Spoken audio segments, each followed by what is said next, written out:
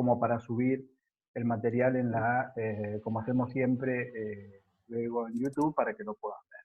Había también alguna otra pregunta que me habían hecho recién. Denme un segundo, por favor.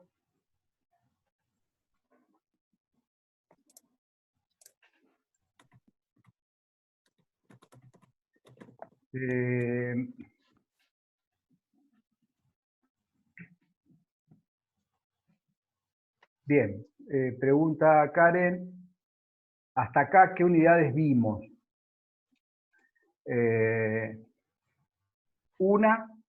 La 1, la 2, que es historia, está por dada, es constitucionalismo social, lo deben haber visto en la introducción con Sergio. La 3 completa, que es la que estamos terminando ahora, que es contrato, relación laboral, modalidades contractuales. Y de mi parte vimos hasta ahí. Han visto sujetos también con Sergio, por lo que tengo entendido, y están viendo suspensión de ciertos efectos. Si me dan un segundo,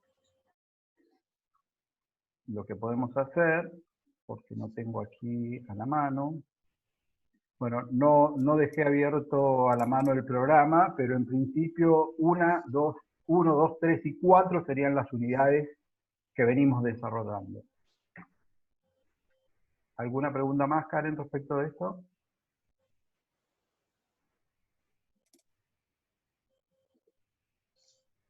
Bien. Arrancamos. ¿O alguna otra duda, algún otro tema que esté pendiente, que sea inicial?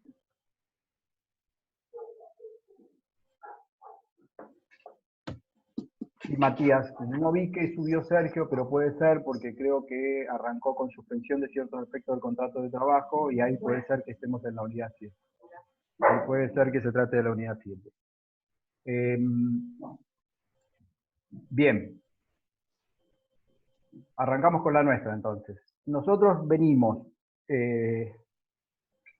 ya 2 clases, y en esta vamos a terminar, con básicamente modalidades contractuales. Recuerden que habíamos dado, Sergio dio contrato, relación laboral, nosotros lo que hicimos fue ocuparnos de ver puntualmente el tema de Rappi, Uber, entre paréntesis, en la página de Facebook vinculé el artículo que nos había comentado algunos de ustedes, respecto del paro en 3 o 4 países que estaban haciendo los repartidores. Está interesante para ver y para ir siguiendo ese tema.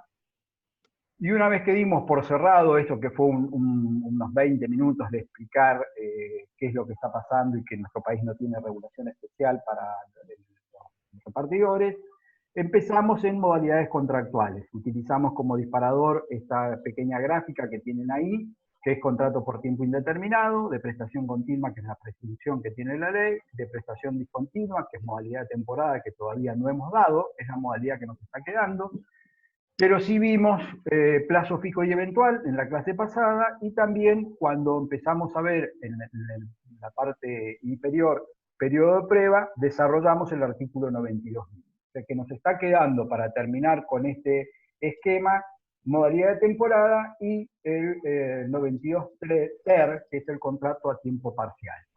¿Todos de acuerdo hasta ahí? Este sería el objetivo de hoy, es terminar con modalidades contractuales para después poder comenzar con remuneración. Bien, ahora bien, vamos a ir a la ley de contrato de trabajo, la vamos a compartir y vamos a ir al 92 ter. ¿Estamos viendo ahí la ley de contrato de trabajo? Matías, te tengo en pantalla, ¿lo estamos viendo? Ok. Cuando hablamos de modalidades contractuales en términos generales, la ley de contrato realmente contempla solo como modalidades a lo que se conoce como modalidad de temporada, plazo fijo y eventual. Eso excluye al 92 bis, que es el periodo de prueba, y al 92 ter, que es el contrato a tiempo parcial. No son técnicamente modalidades. ¿Por qué?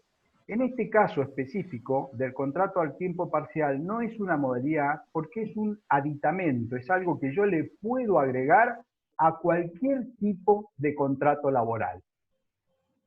¿Y por qué? Porque está vinculado con la extensión que tenga la jornada o la duración de la jornada, ya sea diaria, semanal o mensual, de ese trabajador. Va de vuelta. El contrato a tiempo parcial es algo que yo le puedo adicionar, o la manera en que yo puedo pactar la forma en que voy a tener la extensión de una jornada en cualquier tipo de contrato laboral. ¿Esto qué quiere decir? Que un contrato por tiempo indeterminado de prestación continua puede ser celebrado a tiempo parcial. Que un contrato de tiempo indeterminado de prestación discontinua puede ser celebrado a tiempo parcial. Que un contrato a plazo fijo puede ser celebrado a tiempo parcial y que un contrato eventual puede ser celebrado a tiempo parcial. ¿Se entiende? Yo le puedo adicionar, o sea, puedo convenir de qué extensión va a tener la jornada y en función, si cumplo con las pautas del 92 ter, estoy dentro de lo que la ley considera como contrato a tiempo parcial y eso lo puedo convenir en cualquier modalidad contractual. Ahora, ¿qué tiene de novedoso este artículo? Como verán, no es un artículo original de la ley porque está incorporado como un TER dentro del artículo 92. ¿Qué tiene de novedoso esto? Esto quiere decir que antes que se implementara el 92 TER, su última versión es del 2009, ¿no había posibilidad de convenir un contrato a tiempo parcial? No, siempre existió. Si ustedes más o menos tienen alguna noción porque trabajan o trabaja sus padres o lo han escuchado, lo han leído, mucha gente trabaja media jornada, por ejemplo. En vez de trabajar 8 horas al día, trabaja 4 horas al día. O puede que trabaje menos, o puede que trabaje algunos días a la semana, o puede que sea franqueros. ¿Saben lo que es un franquero? ¿Han escuchado hablar de alguien que cubre nada más que los francos? Por ejemplo, el que trabaja en un repositor o en un supermercado. Entonces, ¿se podría trabajar menos de una jornada de 8 horas, que es la jornada diaria, o de 48 horas, que es la jornada semanal, antes de que apareciera este artículo en el año 2009? Vamos a tomar como fecha de corte 2009. Sí se podía. ¿Pero qué ha tenido o por qué fue necesario sancionar el artículo 92 ter? Porque el problema histórico que existía es que si yo pactaba con un trabajador una jornada menor de la jornada legal, los aportes y las contribuciones que yo tenía que hacer eran como si la jornada fuera completa. Y ahí abrimos una nueva ventanita, porque es muy posible que si yo digo qué son aportes y contribuciones, la mayoría empiece a estar en duda. Algunos sepan y otros no tengan ni idea. ¿Alguien se anima a contarme qué son los aportes y contribuciones? ¿Alguien sabe? ¿Le suena? O al menos le pone coraje y dice, che, para mí los aportes y contribuciones son tal cosa. Son los aportes de la seguridad social para el sostenimiento de la seguridad social, jubilaciones, aportes sindicales, lo que se conoce como cargas sociales. Muy bien, Lisandro nos dice, son las cargas sociales. Y dice, son los aportes de la seguridad social. Está bastante rumbeado el tema. Ahora, vamos a ir fijando cuestiones, precisiones técnicas, porque nos van a servir mucho luego. Son dos conceptos distintos. Uno es el aporte y otro es la contribución. ¿Por qué? Porque los sistemas de seguridad social en Argentina, la mayoría, se financia tanto con lo que pone el trabajador de su propio sueldo, como lo que pone el empleador, contribuyendo también a la obra social y la jubilación del empleado. ¿Va de vuelta? Si yo soy un trabajador, un sujeto trabajador, y tengo esta obra social o jubilación o sindicato, para que subsistan, para financiar los sistemas de la obra social, la jubilación o el sindicato, es necesario dinero. ¿De dónde sale ese dinero? ¿Quién financia los sistemas de seguridad social en Argentina? Mayoritariamente los financian ambos, tanto el trabajador como el empleador. El trabajador aporta a su obra social, aporta a su jubilación, aporta a su sindicato.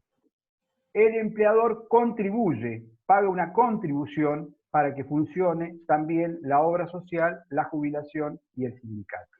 ¿Se entiende esto? Es decir, ambos van a generar recursos, van a aportar y contribuir con recursos al funcionamiento de la obra social, la jubilación y el sindicato.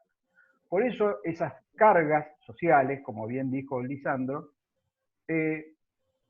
tienen una base de cálculo sobre la que se liquidan. Normalmente son porcentajes, un 3%, un 6%, un 11%, tanto pone uno, tanto pone otro. Eso lo vamos a ver cuando veamos la parte de seguridad social. Aquí lo que nos interesa saber, estamos haciendo una introducción al contrato a tiempo parcial, es que antes que hubiera contrato a tiempo parcial, si yo tenía un trabajador que en vez de trabajar una jornada completa, donde cobraba 30.000 pesos, trabajaba la mitad de la jornada, donde cobraba 15.000 pesos, el problema era que los aportes y contribuciones, por más que trabajara media jornada, los tenía que hacer sobre la base de 30.000. Entonces, el costo que me traía aparejado a mí como empleador ese trabajador, aún siendo de media jornada, era un costo alto. ¿Se entiende? ¿Por qué? Porque al no haber una norma específica que permitiese que ese costo fuera proporcional a lo que se pagara en base a la remuneración, el empleador tenía que tributar como si fuera de jornada completa. Esto fue lo que dio originalmente nacimiento al porqué del 92 ter, que es, primero, encuadrar dentro de los términos de la ley cuándo es que se considera que hay contrato a tiempo parcial, y básicamente la esencia de ese artículo fue reducir los aportes y contribuciones. Es decir, permitir que en principio los aportes y contribuciones fueran sobre la remuneración real que yo pagaba y no sobre el de jornada completa. Eso es para que entiendan por qué estamos parados aquí. Pero van a ver que eso también ha sufrido algunos cambios en los últimos años y ya no es que todo se paga proporcional, pero vamos por parte para no complicarnos. Primero que nada, ¿cuándo hay contrato a tiempo parcial en la ley contrato actualmente? Cuando la jornada que se pacte sea inferior a las 2/3 partes de la jornada habitual de la actividad. Da de vuelta. Cuando la jornada convenida sea inferior, es decir, no supere las 2/3 partes de la jornada de la actividad. ¿Y esto por qué? Porque si se conviniese una jornada superior a las 2/3 partes, aún no siendo la jornada legal completa, automáticamente el contrato deja de ser contrato a tiempo parcial y pasa a ser de jornada completa. Voy a ir ejemplificando, porque por ahí estamos en un tema un poquito árido. La jornada legal ordinaria, cuando hagamos jornada vamos a detallar esta ley específica, una ley muy vieja que es la ley 11.544. La jornada legal en nuestro país es de 8 horas diarias o de 48 horas semanales. Esa es la jornada legal ordinaria. ¿Pueden haber jornadas menores a esas? Sí, por supuesto. Hay convenios colectivos que tienen jornadas menores. De hecho, yo puedo pactar individualmente. Hay estatutos especiales que tienen jornadas menores. Por ejemplo, los trabajadores rurales tienen una jornada de 44 semanales en vez de 48. Pero vamos a hablar del común, la ordinaria. La jornada normal diurna de un trabajador en Argentina es de 8 horas o de 48 horas semanales. Por lo tanto, si yo quiero pactar válidamente un contrato a tiempo parcial, tendré que convenir por debajo de las 2/3 partes de esa jornada ordinaria. Es decir, no más de 2/3 partes de 48 horas semanales o de las 8 diarias si lo estoy pactando por día. ¿Y esto por qué? Porque si conviniese un poco más, por ejemplo, supongamos que un trabajador tiene esta jornada de 48 horas y yo convengo 45, que claramente supera las 2/3 partes. ¿Puedo pagar la proporción de la remuneración? No, porque no es un contrato a tiempo parcial, se considera, aún conviniendo 45, un contrato de jornada completa. Y por lo tanto voy a tener que pagar el 100% de la jornada. Retomemos un ejemplo que vimos en clases anteriores vinculado con otro tema, pero que nos va a servir como caballito de batalla. En el estudio mío se abre de lunes a viernes 8 horas por día. Esos son 40 horas semanales.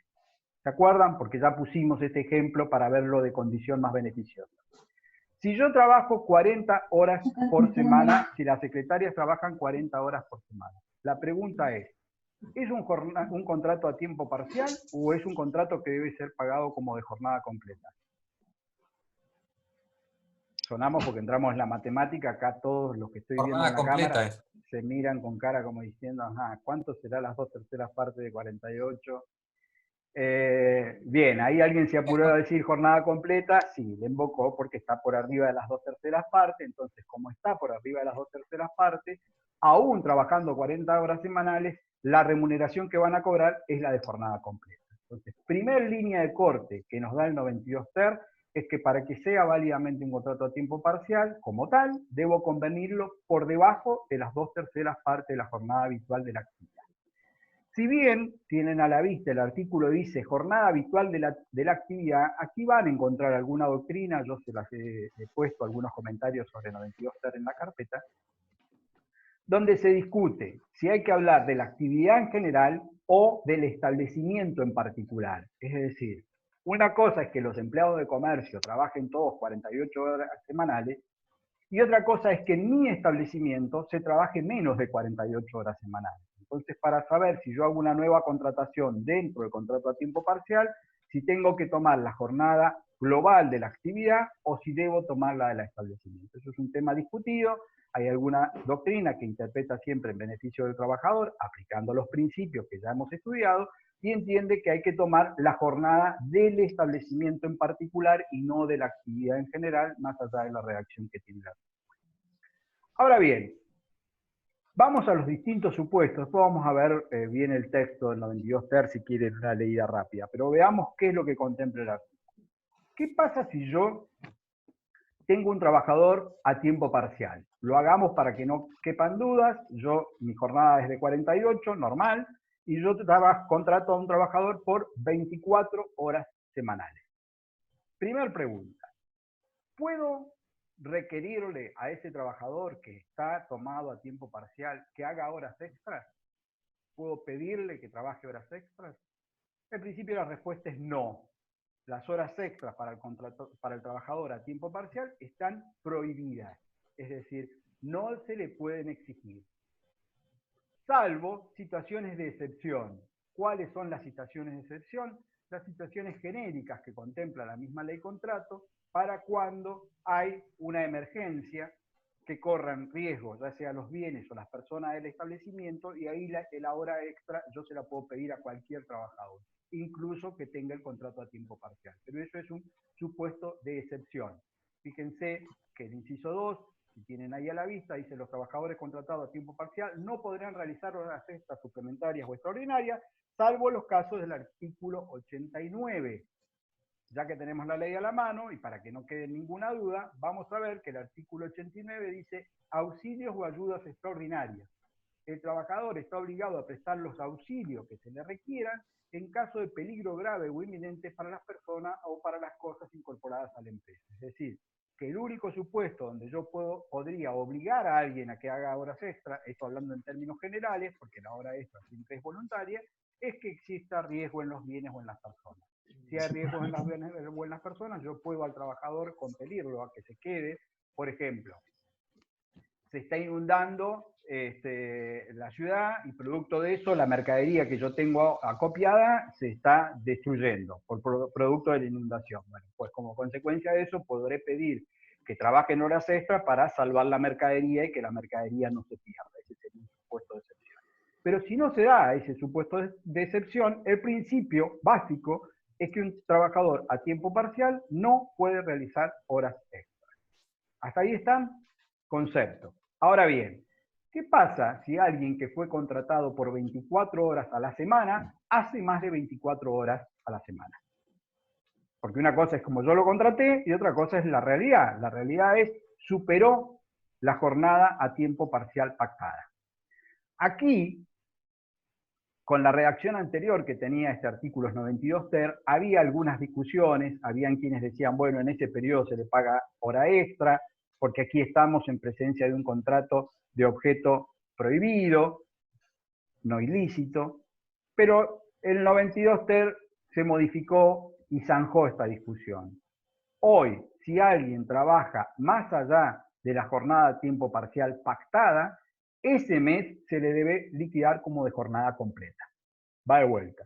Si alguien trabaja más de lo que ha pactado para el contrato a tiempo parcial, no importa si es 1 hora más, 5 horas más, automáticamente ese mes se le debe liquidar como de jornada completa. Y la misma ley contempla de que si esto fuera una conducta reiterada, es decir, si siempre excediera más allá de la jornada a tiempo parcial, automáticamente el contrato se puede considerar como de jornada completa. O sea, deja de ser un contrato a tiempo parcial y pasa a ser un contrato de jornada completa. ¿Se viene entendiendo más o menos hasta ahí? Le estoy viendo la cara a Leo, que está muy con auriculares puestos. Leo, ¿me entendés? Sí. Al menos te reíste. Bueno, no sé si me entendés, pero te saqué una sonrisa. Matías, sí. Pregunto, ¿a alguien se le ocurre por qué estamos metidos tanto en esto del tema del contrato a tiempo parcial? ¿Se usará, no se usará? ¿Qué puede ocurrir en la realidad? ¿Alguien de ustedes ha trabajado a tiempo parcial o sabe para qué a veces se usa estos contratos? ¿Alguien ha trabajado? Cambio la pregunta. ¿Alguien tiene pensado trabajar en su vida o no? O la idea es no caer en esa tentación. Yo trabajo, pero no a tiempo parcial. Bien, jornada completa. Bien. Sí, lo público igual, ¿eh? Ah, ok. Voy a... No sé si alguien iba a aportar algo más por ahí, perdón, que interrumpí. Profe, Sí, ahí te escucho.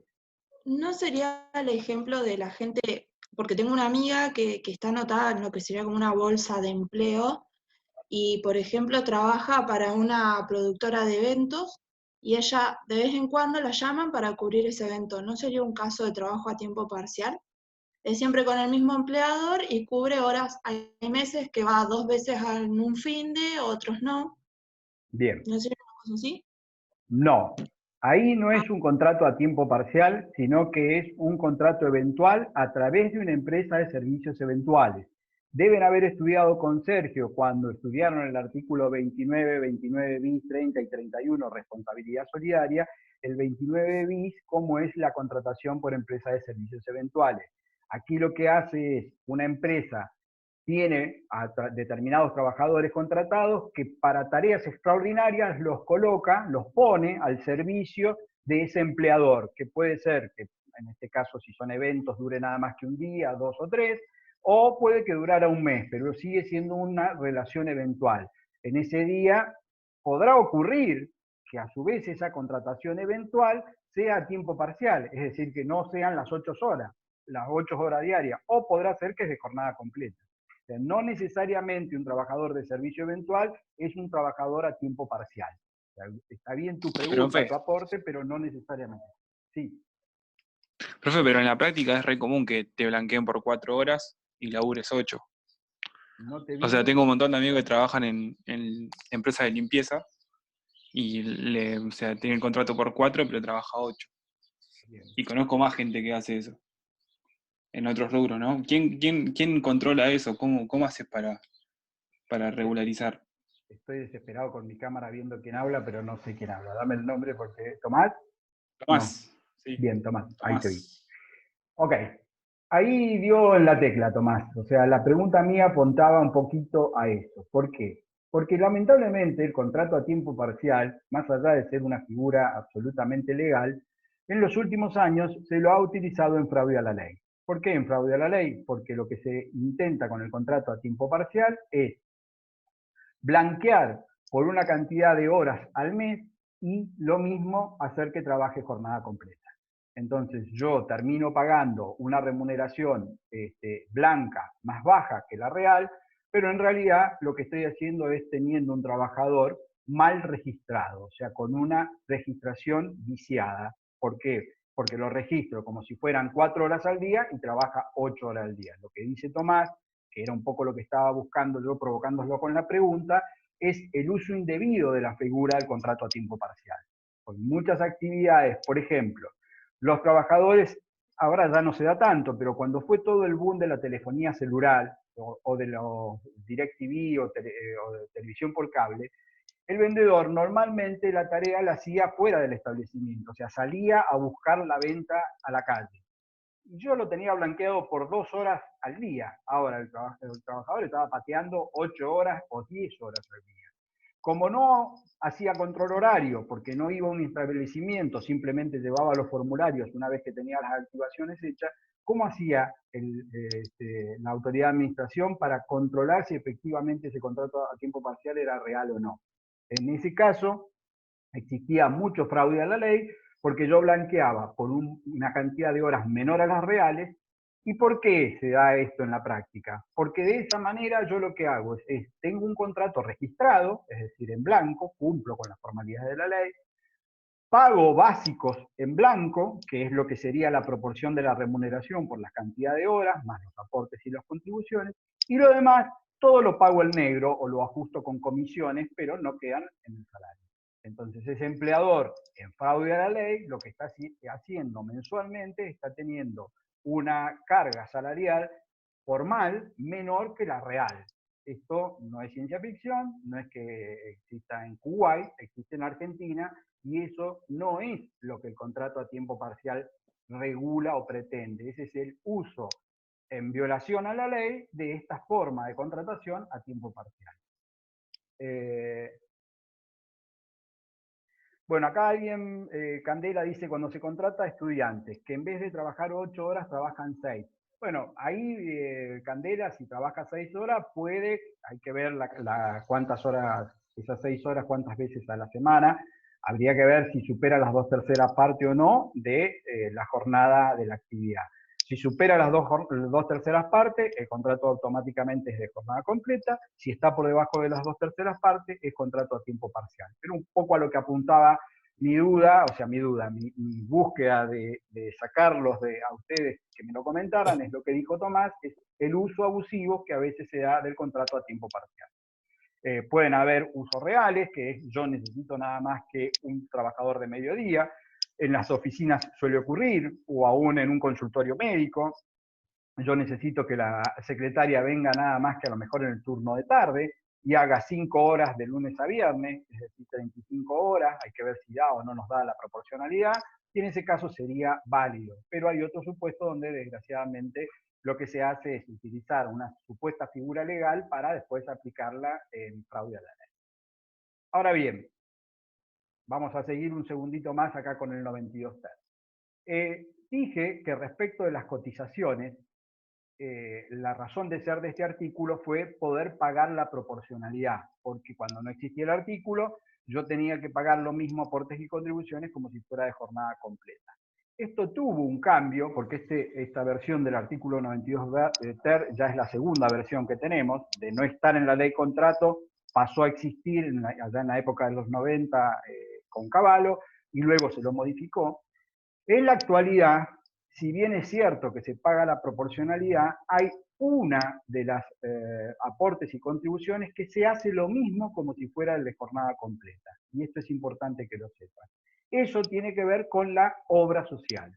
Es decir, que un trabajador a tiempo parcial va a tener aportes y contribuciones proporcionales a la remuneración que reciba, salvo el aporte y contribución a la obra social. En el aporte y contribución a la obra social se hace como si fuera la remuneración del de jornada completa.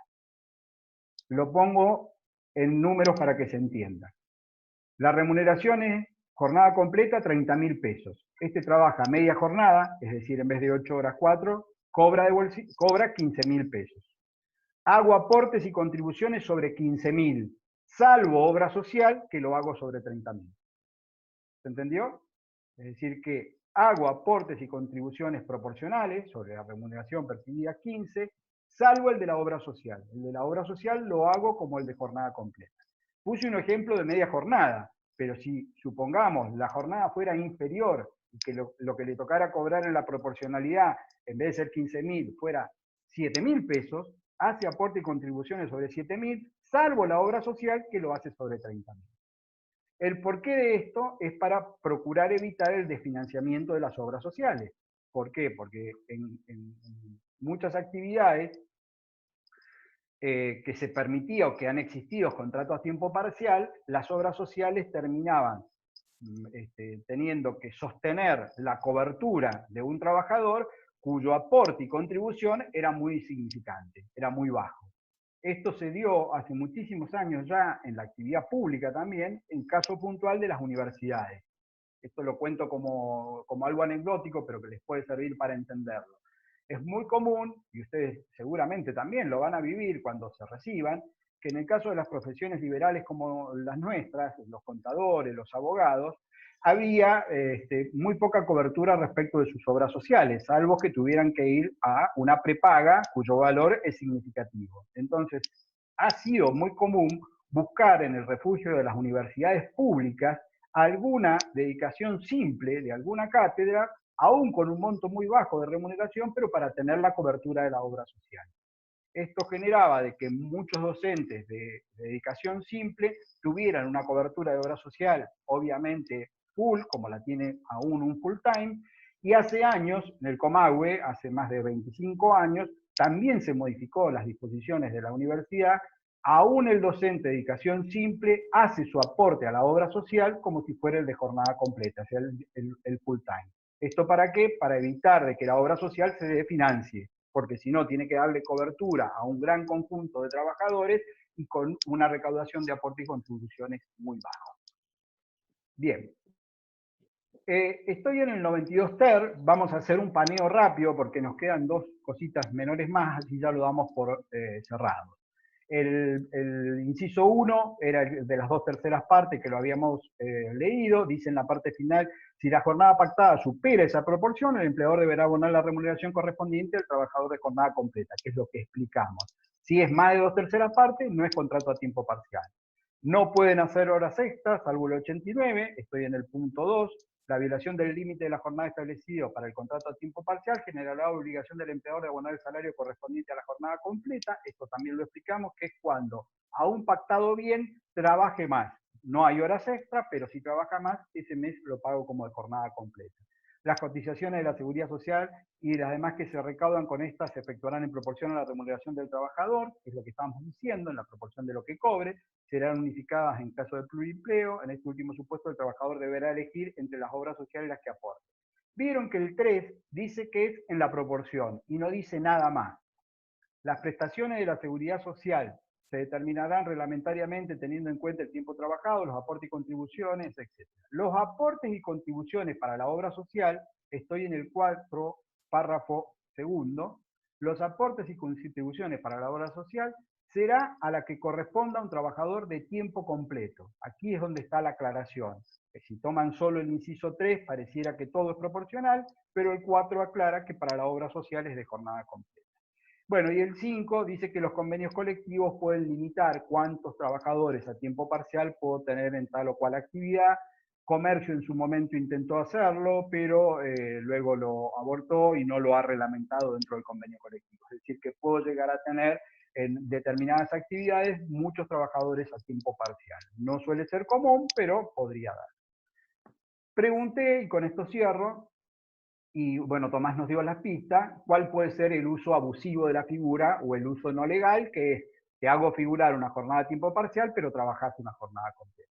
Ahora, ¿cuál es el uso real que se puede dar de este contrato a tiempo parcial? Los ejemplos son los que recién dimos, los comunes. Si necesito una secretaria part-time, ya sea un consultorio, un estudio jurídico, un contador, puede que no la necesite todo el día y lo tomo part-time.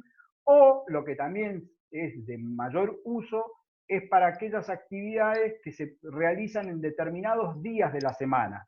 Es decir, yo por la actividad comercial que tengo, mi actividad solo se realiza viernes, sábados y domingos, supongamos, y el resto de la semana no.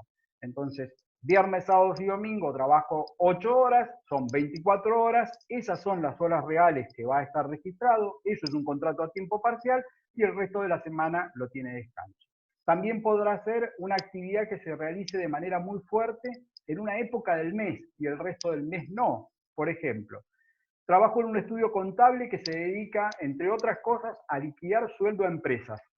La liquidación de sueldo lleva mucho tiempo, más allá de que se corra por sistema, pero eso se hace en una época del mes, que es sobre fin de mes.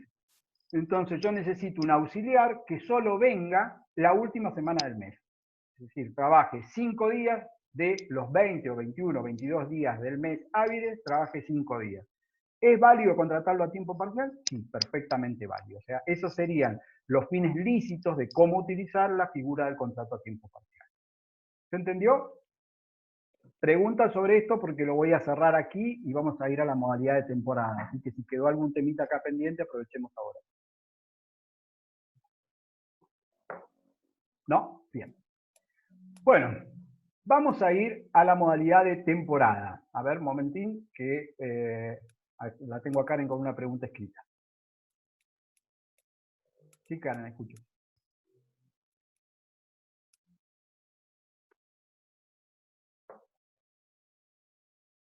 Bien, lo explicamos.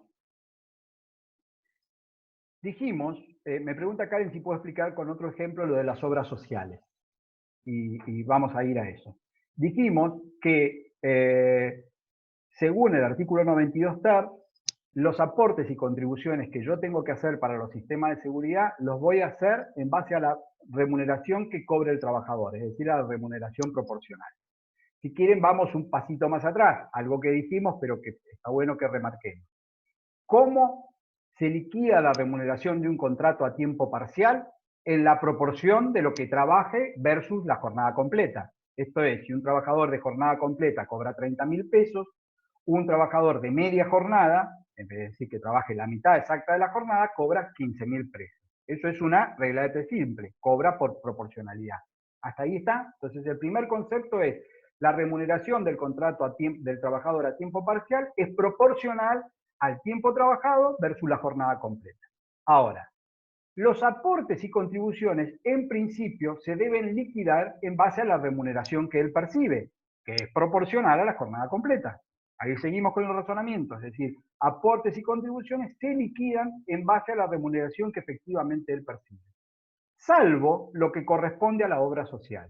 Porque lo que corresponde a la obra social, tanto aportes y contribuciones, porque aclaro que la obra social se financia tanto con lo que pone el trabajador como con lo que pone el empleador, esos porcentajes se van a liquidar no sobre los 15.000 pesos que vimos el ejemplo, sino sobre 30.000 pesos, es decir, sobre el de jornada completa.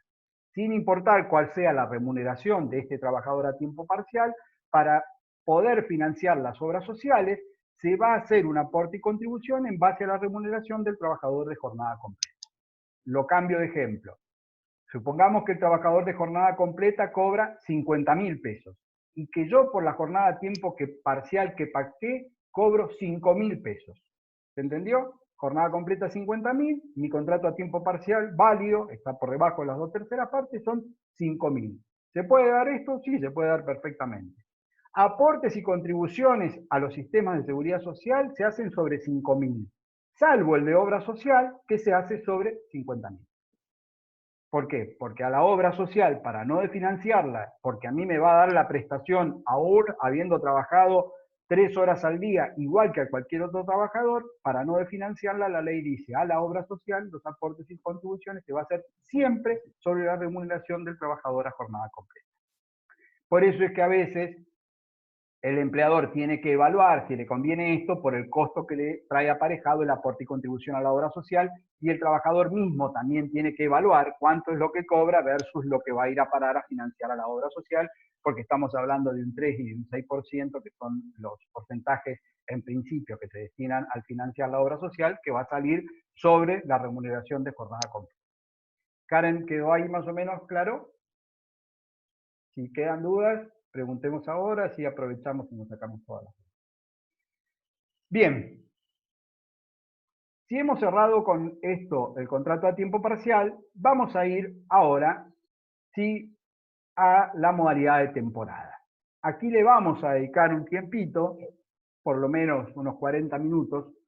¿Por qué? Porque esta modalidad contractual tiene un uso muy importante en toda nuestra zona del Alto Valle, y realmente en la mayoría de los libros que ustedes van a ver o los manuales que tienen seguramente de fácil disposición, van a encontrar con que los comentarios sobre la modalidad de temporada son muy escasos. O sea, hay algún comentario del articulado, cómo es que operan en la práctica, y el Alto Valle de Río Negro y Neuquén tiene realmente en el país uno de los lugares donde más se utiliza y se aplica la modalidad de temporada. Entonces tenemos mucha experiencia de cómo es que se utiliza esta modalidad, y también en paralelo tenemos algo que vamos a ver luego, que es algún convenio colectivo de actividad que regula específicamente la modalidad de la temporada y crea una submodalidad conocida como postemporada, que solo está en convenio colectivo y no está en la ley.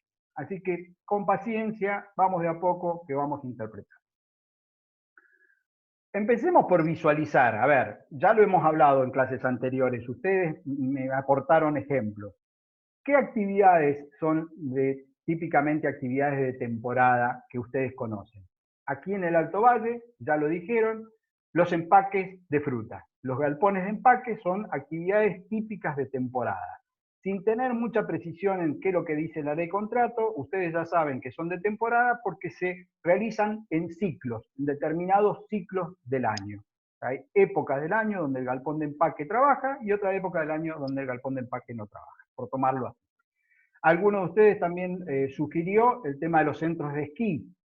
Los centros de esquí solamente van a trabajar en época de temporada de invierno cuando tengan nieve, si no, difícilmente trabajan.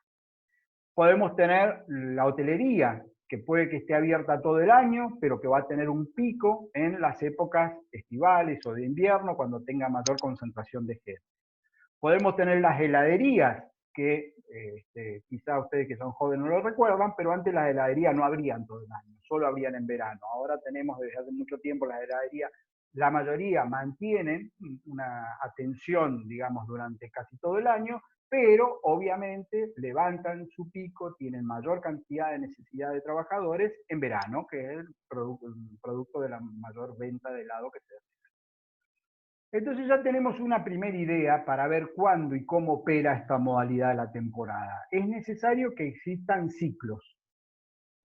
Ahora bien, esos ciclos están comúnmente atados a la naturaleza de la actividad o la prestación que se realiza, no al mero capricho de un empleador. No es que a mí se me ocurre que solo voy a trabajar los meses de febrero y ya está, y pongo un ciclo. Supongamos el mismo ejemplo de un estudio jurídico. Yo soy abogado y digo, mira, yo te voy a tomar de temporada. ¿Y a qué está atado la temporada? No, que a mí se me ocurre que vamos a trabajar nada más que marzo y abril. ¿Cuál sería la razón objetiva por la que yo trabaje nada más que marzo y abril? Ninguna. Ahora, si yo, aún siendo abogado, digo, no, mira, yo te voy a tomar como de temporada, porque marzo y abril es la época del ciclo de los galpones de empaque, y en ese momento yo tengo 15 galpones de empaque que me demandan más tiempo, ahí ya estaría atado al ciclo productivo del empaque. ¿Entienden? Podría tener alguna razón lógica, después vamos a analizar si es conveniente o no es conveniente, pero podría. Entonces, ya hemos dicho, y esto es importante que lo tengan grabado a fuego, que el contrato de temporada es un contrato por tiempo indeterminado. ¿Se acuerdan? Es por tiempo indeterminado, con la única diferencia que la prestación es discontinua. Es decir, los ciclos activos, la puesta a disposición de la fuerza laboral, solo se da en determinadas épocas del año. Tomen el ejemplo del empaque, porque creo que les va a permitir visualizarlo. Un trabajador de empaque de la fruta, ¿cuándo presta su débito laboral? Normalmente a partir del 15 de enero hasta abril o mayo, que es cuando el galpón está abierto y está activo. ¿Eso quiere decir que después de mayo o junio se extingue el contrato de trabajo? No, no. El contrato es por tiempo indeterminado. Desde el primer día que comenzó con la relación laboral, ese contrato tiene vocación de perdurabilidad y de permanecer en el tiempo. Lo único que va a tener son ciclos activos y pasivos. Ciclo donde todas sus obligaciones y deberes y derechos van a estar vigentes, y otro donde se van a suspender algunas de las obligaciones del contrato de trabajo. ¿Cómo es el procedimiento? Que esto es lo que sí está en la ley y que van a encontrar en los comentarios de doctrina. Desde la sanción de la ley de empleo van a ver que el artículo 96 dice que ha sido sustituido por la ley 24013. Esta ley conocida 24013 como ley de empleo, de los 90, del año 91. El procedimiento es el siguiente. El empleador debe realizar la convocatoria a sus trabajadores, y aquí empezamos con algunas particularidades. ¿Cómo es que debe hacer esa convocatoria? ¿Obligatoriamente lo tiene que notificar de manera personal de que se va a iniciar el ciclo? ¿Le tiene que decir con certeza cuándo es el día que va a empezar la actividad? No.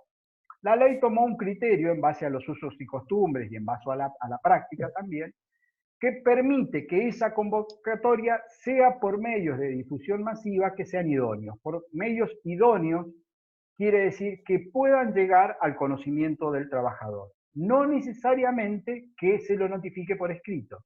Por supuesto que si lo hago por escrito es una notificación que no va a merecer ningún reproche, pero ustedes seguramente lo habrán visto, si leen los diarios en nuestra zona, es muy común que cuando estamos en el mes de noviembre, diciembre, por empezar la temporada del empaque, aparezcan los avisos en los diarios, tanto el Río Negro, La Comuna, La Mañana, donde los galpones de empaque lo que hacen es convocar a sus trabajadores. Es decir, les avisan con un tiempo, que ahora vamos a ver cuál es el tiempo que está en la ley, les avisan de su voluntad de continuar con el vínculo, de continuar con esa relación laboral que ha estado suspendida. Es decir, estuvo suspendida porque viene de un ciclo pasivo, donde yo no fui al galpón. Vamos a hacer una lectura muy rápida de dos articulitos que me interesan. Dice el 96, habrá contrato de trabajo de temporada cuando la relación entre las partes, originadas por actividades propias del giro normal de la empresa de explotación, se cumplen en determinadas épocas del año solamente y esté sujeta a repetirse en cada ciclo o en razón de la naturaleza de la actividad. Es decir, que esta es la característica que da la propia ley contrato de cuándo hay contrato de temporada. Tienen que darse estas notas. Tiene que ser una actividad que sea propia y giro de la empresa, que se repita en determinados ciclos. No que se dé extraordinariamente una vez y no se vuelva a dar, sino que se dé en ciclos y que esos ciclos se repitan. Y ahora, el artículo que me interesa es el artículo 98. Estoy salteando exprofeso el 97. Dice, comportamiento de las partes a la época de la reiniciación del trabajo, responsabilidad. Con una antelación no menor de 30 días respecto del inicio de cada temporada, el empleador deberá notificar en forma personal o por medio público idóneo a los trabajadores de su voluntad de reiterar la relación o contrato en los términos del ciclo anterior. Dejo un segundo ahí. Prestemos atención a lo que acabamos de leer. Primero, nos fija un plazo, pero que es un plazo también un poco incierto, porque dice, con no menos de 30 días respecto del inicio del ciclo. Ahora, antes de avanzar, pregunto, genérico, ¿alguien ha trabajado en empaque de la fruta o sus padres trabajan o algún familiar cercano en empaque de la fruta? ¿No sabe, no contesta? ¿Nadie? Bien. Bueno. No, porque quizás nos aportaba alguien si ya han trabajado desde la experiencia. El inicio del ciclo no es una fecha cierta para aquellos que son del valle. ¿Cuándo comienza a trabajar un galpón de empaque? Cuando empezó la cosecha. O sea, para poder empezar a empacar la fruta, tengo que tener la fruta cosechada. ¿Hasta ahí estamos todos de acuerdo? Veo caras como que se están, no es física cuántica lo que les estoy explicando, es lógica de la vida. O sea, un galpón de empaque empaca fruta. La fruta se empaca una vez que está cosechada. Hasta que no la coseché, el galpón no funciona. Ahora, ¿cuándo cosecho la fruta? ¿Yo puedo decir que todos los años se va a cosechar la fruta el día 12 de enero? ¿O el 14 de enero? ¿O el 18 de enero? ¿O el 5 de enero? No, la fruta se cosecha cuando está madura, es una cuestión obvia, cuando tiene la presión y el tamaño necesario para poder ser procesada. ¿Por qué hago toda esta explicación que parece una pavada? Porque los 30 días esto que da la ley son de la fecha estimada de inicio del ciclo. Yo no tengo certeza del inicio del ciclo. Yo sé por usos y costumbres que más o menos en el valle el sello de la pera, el sello es la autorización sanitaria de la provincia para poder cosechar la pera, se da el 12, el 13 de enero. Entonces, yo sé que por lo menos 30 días antes de esa fecha voy a tener que hacer la convocatoria. Pero no es una fecha cierta, esto es lo que quiero explicar. Está atada a cuándo vaya a iniciar el ciclo según las condiciones que se tienen que dar para poder empezar a trabajar el galpón de empaque. Lo mismo, chicos, ocurre a veces con la temporada de los centros de esquí. Si bien la temporada de los centros de esquí están mayoritariamente atadas a las vacaciones de invierno, para aquellos que son de la cordillera o que les gusta esquiar o que saben, muchas veces las temporadas comienzan antes o después según la nieve que tenemos en la cordillera. O sea, puede que el centro de esquí diga que va a abrir en el mes de mayo, pero si no se acumuló nieve en mayo, abre en junio, en julio, eso depende de la nieve que tenga acumulada. Entonces, yo lo que debo hacer como empleador, y aquí vuelvo a la ley, es hacer la convocatoria por lo menos 30 días antes de la fecha probable de inicio de ciclo. ¿Cómo tengo que hacer la convocatoria? Acá lo dice la norma y lo dijimos. O lo notifico personalmente o utilizo un medio que sea público idóneo. ¿Qué es esto? Un medio público idóneo. Que pueda llegar a conocimiento del trabajador. En el Valle se utiliza mucho las publicaciones de diario. Ahora, en las comunidades más chicas, como puede ser Valle Medio, bastaría con que un auto con un megáfono circule por la calle diciendo que la empresa tal convoca a sus trabajadores para el inicio del ciclo y lo hace 30 días antes. ¿Por qué? Porque es una forma de publicitarlo y es idóneo porque llega a conocimiento de una comunidad pequeña, que es más fácil eso, o una radio, muchas veces se utiliza hacerlo también por la radio. No sé si alguno de ustedes es de Valle Medio, de Chimpay, de La Marque, de Choele, estoy hablando de Río Negro, que son las comunidades más chicas, o puede ser del Chañar en el caso de Neuquén, donde se suelen hacer convocatorias por esos medios. Tiene que ser público idóneo.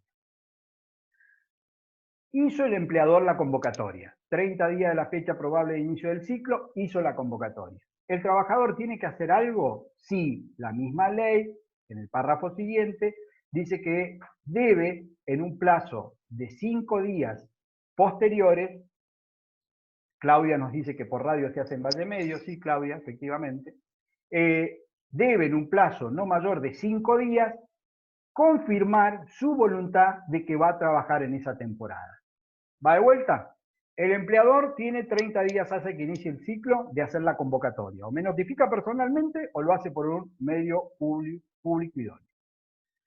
Una vez que el empleador hace la convocatoria, desde la última convocatoria, porque a veces en el diario se repite y saca 2 veces o 3 veces el aviso, desde la última convocatoria, yo trabajador tengo 5 días para confirmar mi voluntad de que voy a trabajar también en esa temporada. ¿Estamos hasta ahí? Dice el artículo 98, el trabajador deberá manifestar su decisión de continuar o no la relación laboral en un plazo de 5 días de notificado, sea por escrito o presentándose ante el empleador. Bien. Acá vamos a empezar a abrir las preguntas. Primero que tienen respuesta en la ley y muchas que no tienen respuesta en la ley, sino que tienen respuesta de cómo se han interpretado los artículos y por eso les hice hincapié de que nuestra zona tiene mucho material al respecto. ¿Qué puede ocurrir?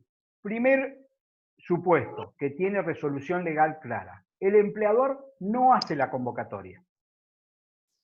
¿Entienden a lo que me refiero? Dijimos que por el mes de diciembre los galpones de empaque llaman normalmente a su personal y les hacen la convocatoria por el diario Río Negro. Tomemos ese ejemplo. Pasa diciembre, estamos en enero, se empieza la cosecha y el empleador no hizo la convocatoria. ¿Qué ocurre?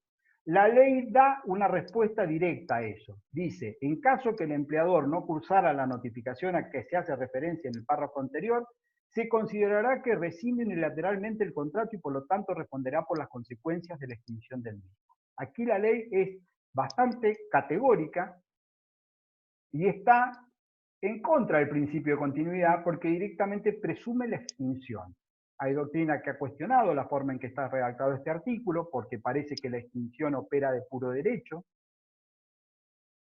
La mayoría de los autores lo que entienden es que el trabajador podrá utilizar este silencio como un supuesto de extinción, pero también podrá intimar a que se le dé trabajo, porque a lo mejor su voluntad normalmente es una voluntad de continuar con el vínculo y no darlo por extinguido. Entonces, retomo para que se entienda.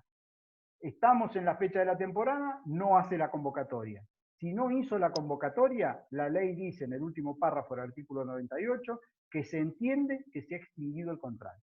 ¿Con qué consecuencia? Con las consecuencias indemnizatorias que tiene toda extinción de contrato por tiempo indeterminado. Que luego las vamos a ver, el famoso artículo 245 que ya hemos mencionado. Estamos hasta ese punto, entonces aquí es el empleador el que no convocó. Ahora, la pregunta que no tiene respuesta en este artículo, ni en ningún otro vinculado directamente con la temporada, es qué pasa si el trabajador no manifiesta su voluntad en el plazo de 5 días. Porque recuerdan lo que explicamos, dijimos que el empleador debe hacer la convocatoria, pero el trabajador tiene 5 días para manifestar su voluntad de que va a trabajar en ese ciclo. ¿Qué pasa si no manifiesta nada? Si no contesta por escrito, no concurre al establecimiento. Voy más allá. ¿Qué pasa si cuando inicia la temporada no se presenta a trabajar directamente?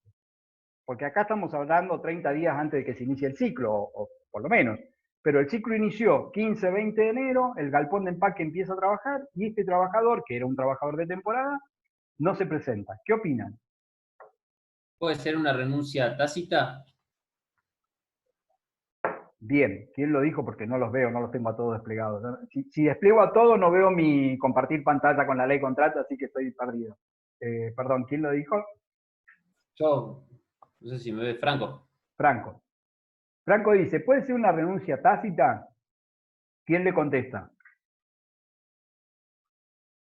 ¿Se puede presumir la renuncia? ¿Puede existir renuncia tácita en el derecho laboral? Yo creo que se lo tienen que intimar al Bien. trabajador. Usted cree que se lo tiene que intimar, pero no le contestó ahí a Franco. ¿Se puede presumir? ¿Puede haber renuncia tácita? ¿Cuál es el principio general en el Para mí derecho no. laboral?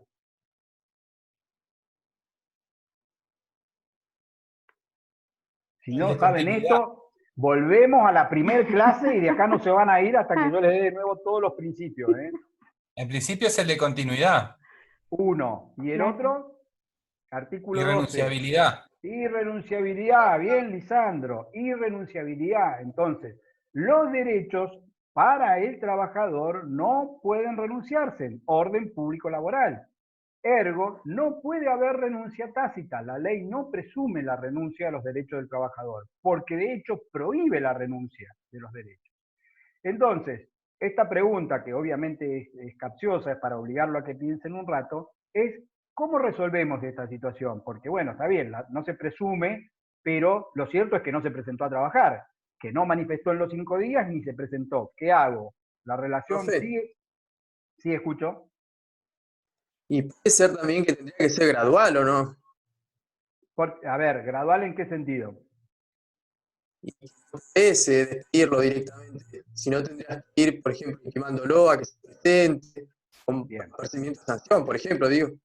Bien, se te escuchó un poco cortado, pero te entendí. Más allá de la gradualidad, lo que está proponiendo, lo que está diciendo el compañero es, sí, bueno, paré, no se presentó, pero para que demos por extinguido el contrato, que es un poco la consecuencia que todos están buscando, para que lo demos por extinguido vamos a tener que hacer algo previo. Bueno, esto ya está resuelto en la ley contrato, pero no específicamente en la modalidad de temporada, sino que vamos a ir a los principios de extinción genérico que da la ley contrato, y eso nos obliga, estoy avanzando, no sé si ustedes me están compartiendo, nos obliga a ir al artículo 244. ¿Se está viendo ahí compartido el 244?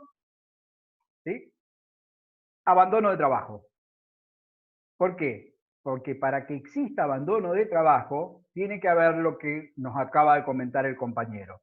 El abandono de trabajo como acto de incumplimiento del trabajador solo se configurará previa constitución en mora, mediante intimación hecha en forma fehaciente a la que se reintegre al trabajo por el plazo que impongan las modalidades que resulten de cada caso.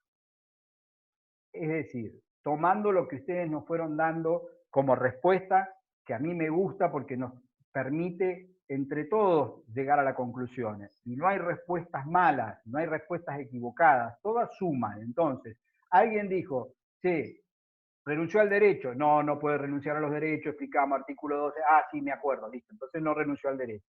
Pero ¿qué hacemos con la relación? Otro dice, tiene que ser gradual. Bueno, la respuesta está en la propia ley. Para que el empleador pueda configurar el abandono del trabajo y como tal extinguido el contrato por abandono, lo va a tener que intimar en forma fehaciente. ¿Esto qué es? Que la convocatoria general que hace por el 98 no sirve como intimación. van a ver que algunas convocatorias tienen puesto abajo, dice que si no se presenta se entenderá configurado el abandono. Eso no existe, es nulo, se lo pueden poner, pueden escribir lo que quieran, pero en realidad la única forma de configurar un abandono es como dice el 244, y el abandono se da si hay una mal llamada constitución en mora, que es una intimación a que se presente a trabajar por un plazo razonable, normalmente ese plazo es de 2 días hábiles, y si vencido ese plazo no se presenta, recién ahí configuro la extinción por abandono. Recapitulando, si el empleador no hace la convocatoria, la ley presume que la relación laboral se extingue y que el trabajador se coloca en situación de despido. Eso presume la ley cuando el empleador no hace la convocatoria.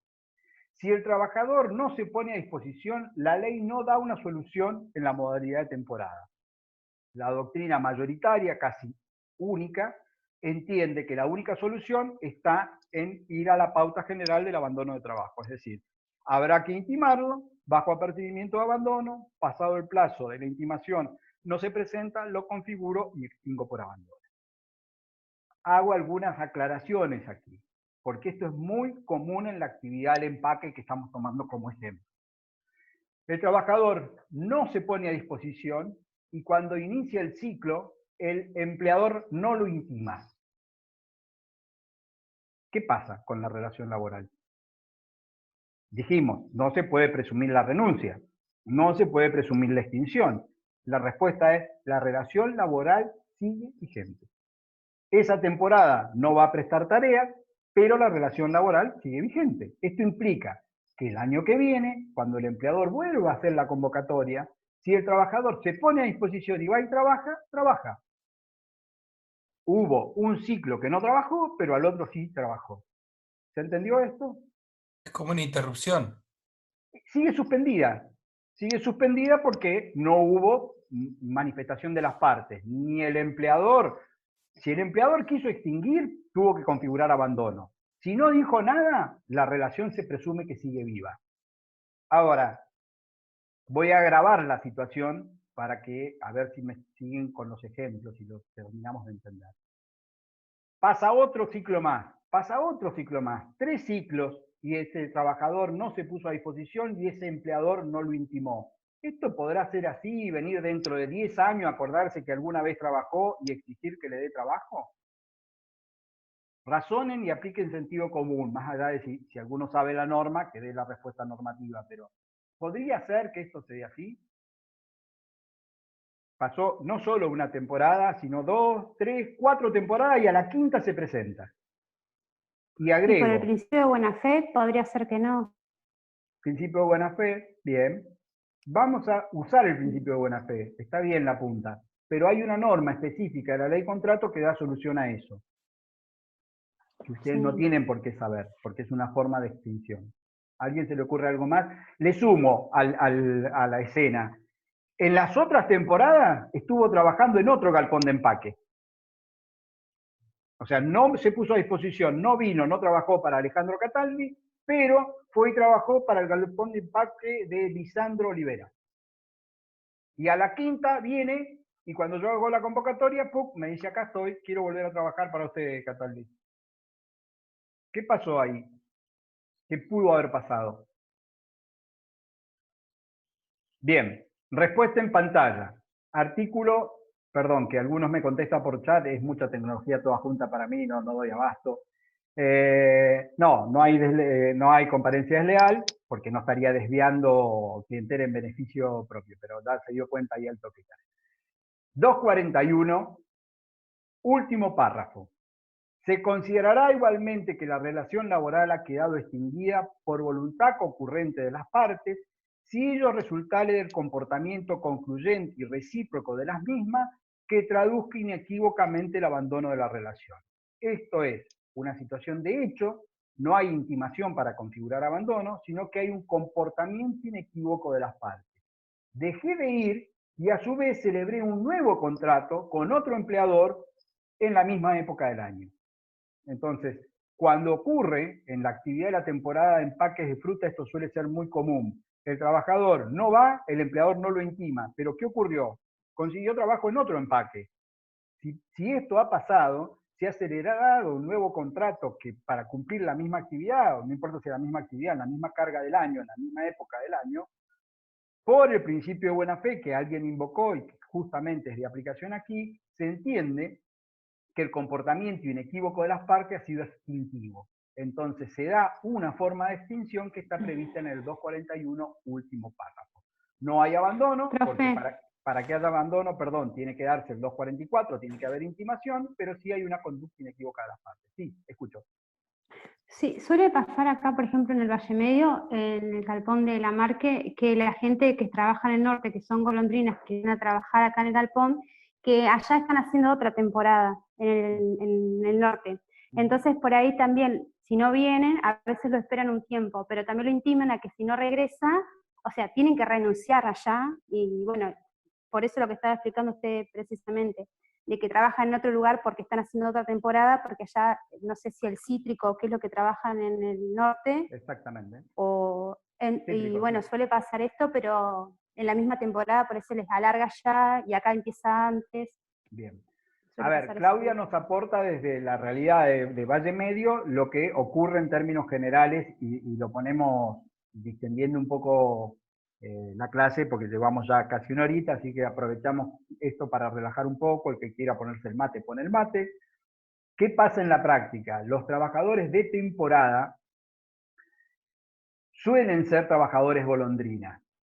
Los trabajadores golondrina son los que se trasladan de un lugar a otro a ir haciendo esa actividad.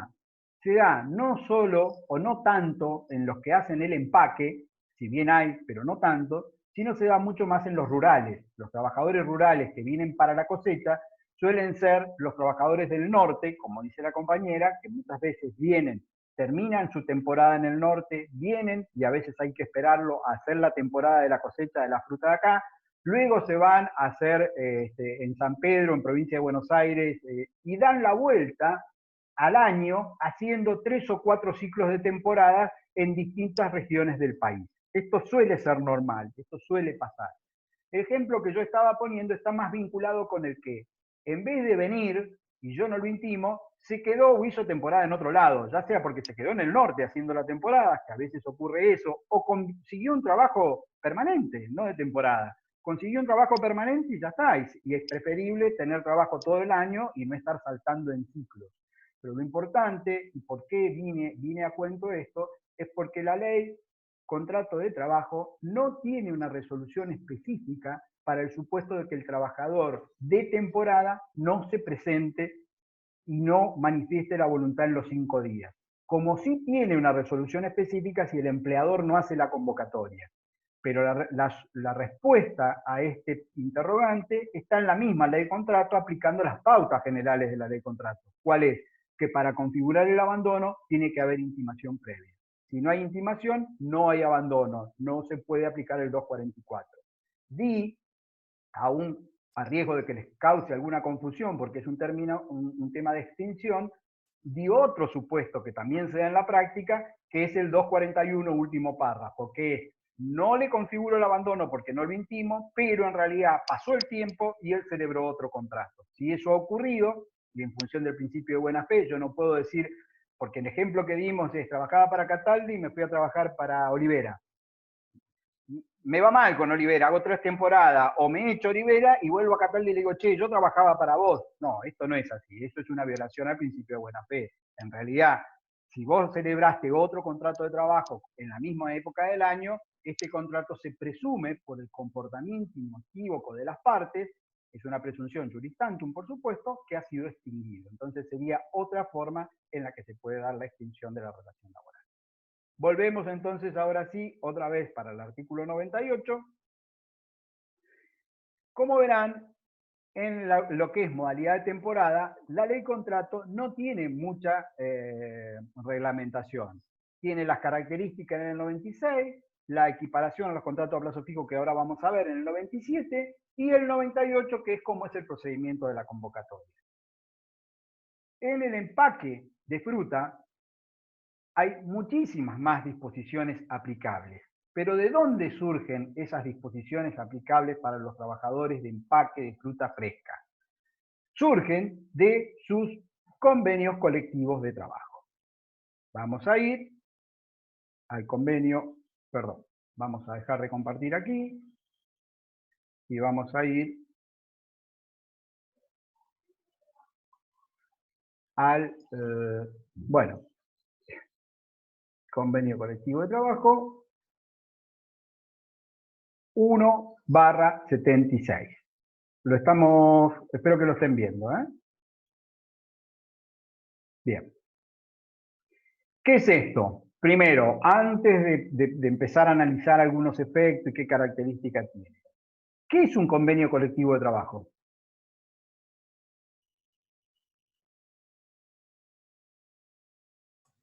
Es un acuerdo marco establecido entre la central sindical y la Cámara de Productores, en este caso, en el cual se determinan los salarios, entre otras cosas, la jornada de trabajo, las condiciones, etc. Bien. A grandes rasgos. Eso dice Lisandro. ¿Alguien le aporta algo más? ¿O alguien no está de acuerdo con lo que dice Lisandro?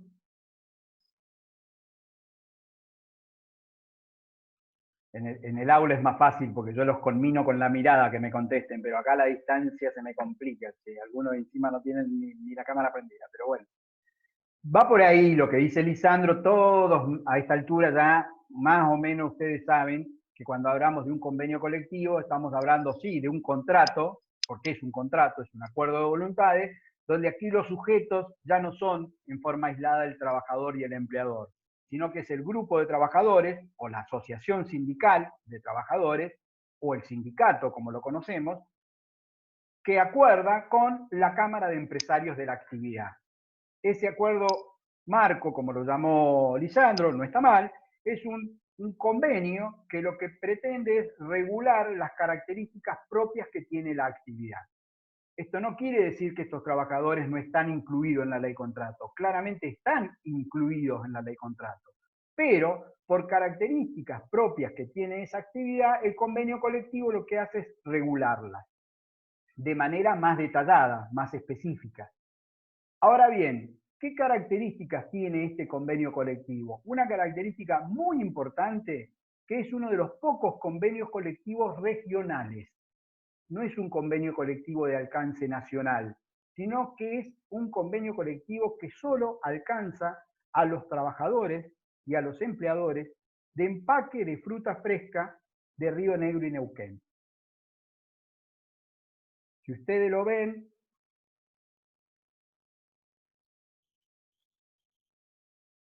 no sé qué dice, acá estamos.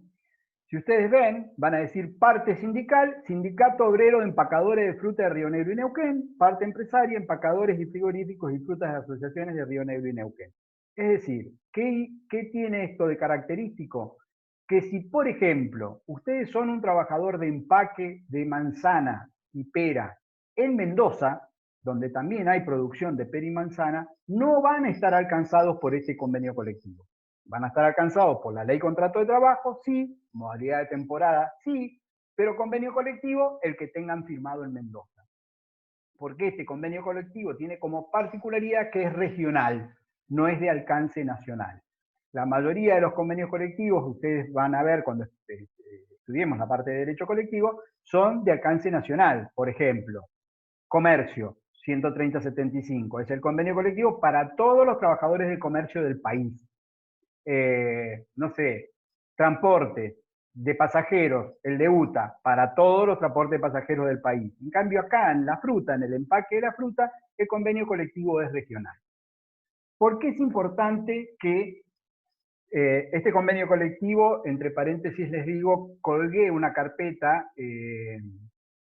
creo que fue ayer, donde puse convenios colectivos en esta unidad para que vean no solo el 176, sino el 234 del Sindicato de Hielo de Stimpra y algunos convenios más que utilizamos. Así que lo tienen a disposición en la página de PEDCO para que los puedan ver. ¿Por qué es tan importante, sobre todo para los alumnos del Alto Valle, saber sobre este convenio 176? Porque es muy posible que ustedes, cuando se reciban, si se quedan en el valle a trabajar, rápidamente, si tienen algún conflicto laboral, el conflicto laboral esté vinculado con la actividad en empaque de la fruta, porque es una de las actividades que tiene mayor incidencia en el Alto Valle. y no alcanzaría para nada saber el artículo 96, 97 y 98 de la Ley de Contrato de Trabajo que hablan de la modalidad de temporada, porque la actividad tiene una regulación muy rica, muy jugosa en este convenio colectivo 176. ¿Dónde pueden estudiar los alcances de este convenio colectivo, más allá de lo que veamos ahora rápidamente en clase? Esto también lo pueden ver de otro material que les he puesto en la carpeta general, que es el artículo que tiene escrito, publicado desde hace tiempo, no sé si lo están pudiendo ver, el doctor Raúl Santos. ¿Están pudiendo ver un artículo publicado en la Ley Patagonia 2004? ¿Sí?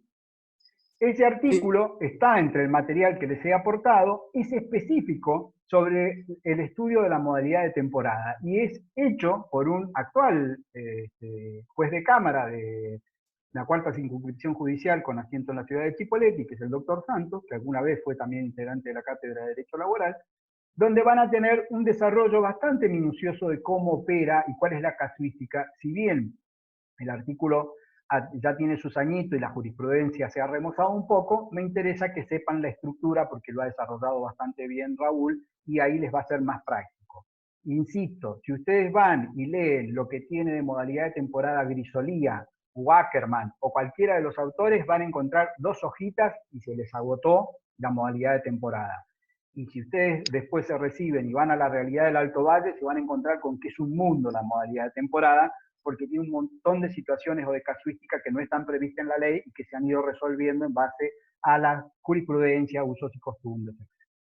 Bien, voy a hacer simplemente un paneo de este convenio colectivo 176. Un segundo. ¿Por qué? Porque si bien el convenio, creo que ya esto lo expliqué, lo reitero, los convenios colectivos se identifican con un número / el año en que han sido aprobados. Este convenio colectivo ha sido aprobado en el año 1976, como le dice ahí arriba, y si bien tiene un par de pequeñas reformas que se han dado a lo largo del tiempo, se mantiene con su estructura desde el año 76. Esto es algo que tienen que ustedes tener a la vista cuando analicen convenios colectivos, porque ocurre que en el medio hay algunas reformas legislativas que obligan a analizar el convenio colectivo a la luz de las nuevas reformas legislativas. Por ejemplo, la convocatoria en el sistema de temporada que acabamos de ver del artículo 96, recordarán que dijimos que está aprobado por la ley 24013, ley de empleo, que es de los 90. Es decir, que ese modo de convocatoria es distinto al que tiene el convenio 176. ¿Qué se aplica? La convocatoria de la ley contrato. O sea que en ese sentido el convenio 176 ha caído en desuetudo. No se puede aplicar la forma de convocatoria que tiene el convenio porque se modificó por ley posterior. Pero eso es lo de menos. Lo más importante que tiene este convenio colectivo, que es a donde quiero que lo analicen y lo puedan graficar, es que genera o crea una subcategoría dentro de la modalidad de temporada. ¿Cuál es esa subcategoría? Es lo que se conoce como postemporada. ¿Alguien sabe qué es la postemporada? La compañera que es de Valle Medio, que parece que le suena el tema de la temporada, ¿sabe lo que es la postemporada? Sí, cuando finaliza la temporada, digamos, hacen en los meses de mayo, junio, o abril, mayo, junio, quedan como los más antiguos trabajando en esa postemporada. No sé si a eso se refiere o... A eso me refiero, Claudia, ¿no? Sí. Bien, a eso me refiero, a ver si alguien le ayuda un poco más. Ella nos ubicó, cuando termina parece que ya el término también parecería medio lógico, ¿no? Postemporada es después de la temporada. O sea, terminó la temporada, empieza la postemporada. No escucho.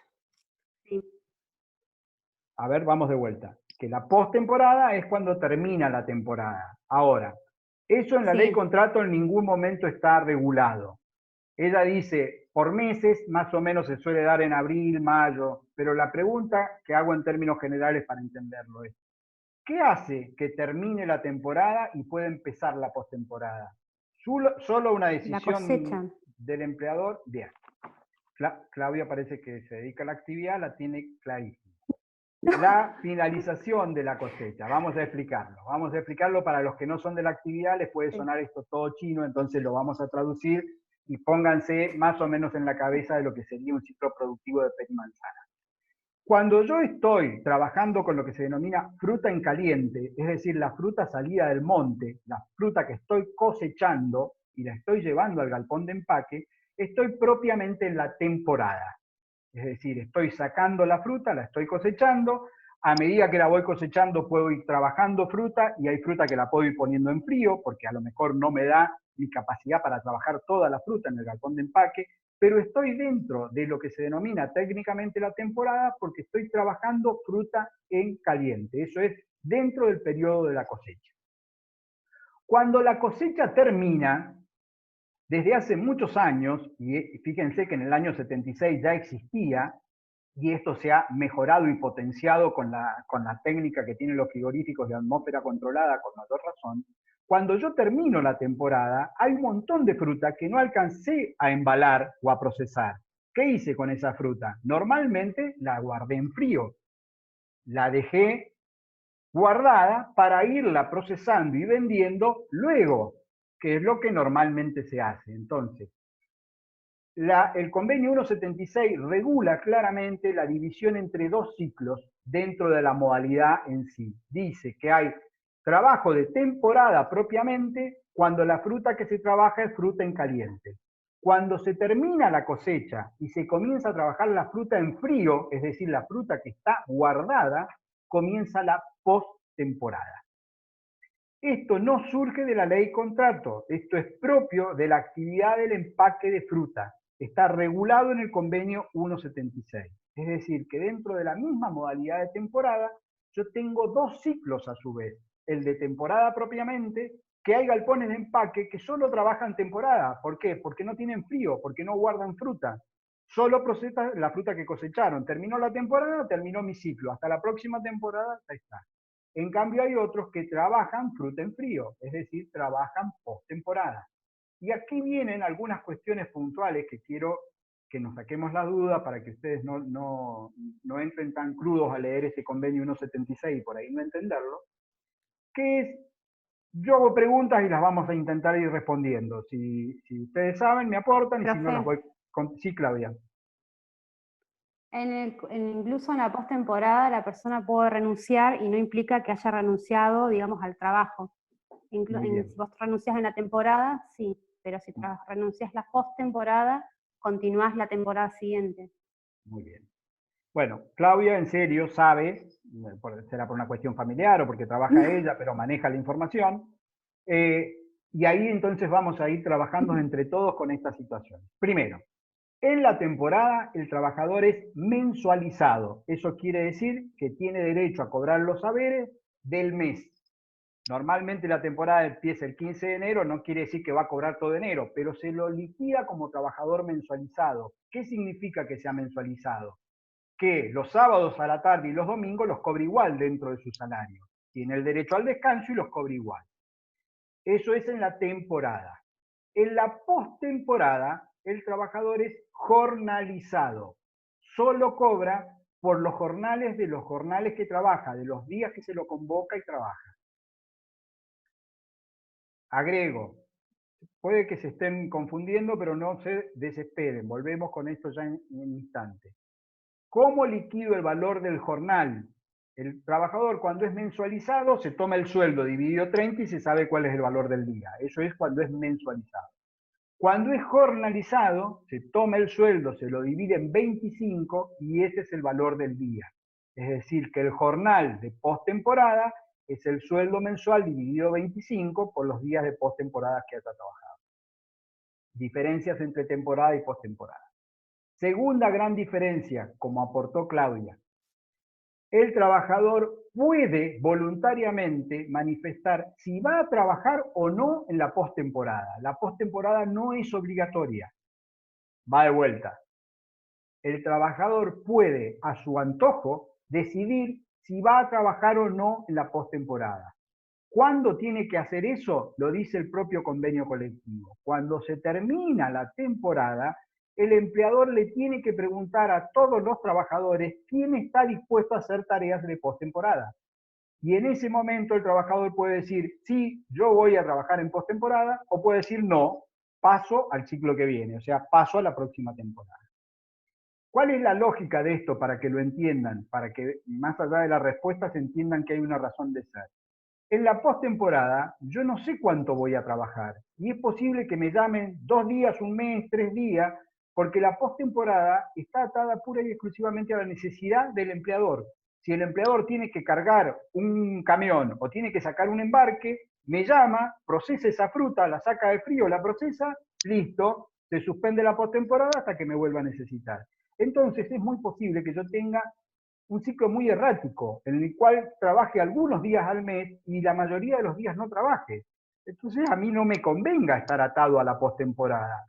Eso se llama renuncio a la postemporada, que como dijo Claudia, no es renunciar al empleo, es renuncio a trabajar la postemporada, no la quiero trabajar, pero mi trabajo sigue plenamente vigente para el próximo ciclo activo. Cuando vaya a empezar la próxima temporada, volvemos otra vez al 98. El empleador tiene que llamarme 30 días antes, yo con 5 días le tengo que decir y empiezo otra vez dentro del ciclo normal.